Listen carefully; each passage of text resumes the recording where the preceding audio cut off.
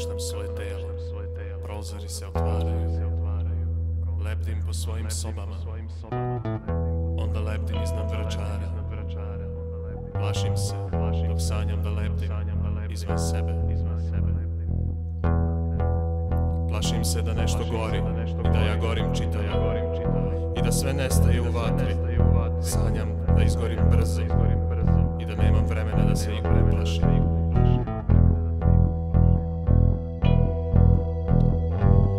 Sanjam kako nas presreću navijači dok hodamo držeći se za ruke.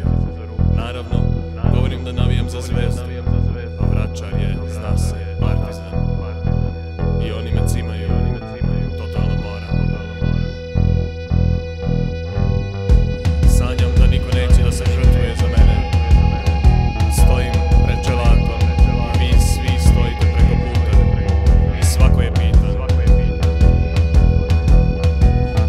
hoćeš li daš makar ruku za njen život? Hoćeš li da daš bilo šta za njen život? I sanjam da neće niko.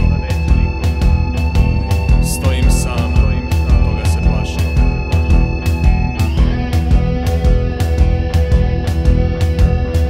Sanjam da me prozivaju po socijalnim mrežama, da sam kurva, da sam peder, da sam ciganka, da sam siromašna, da sam debela, da sam podnajbila, da mi je čale lopov. Plašim se prozivki na socijalnim mrežama. Plašim se da budem obeležena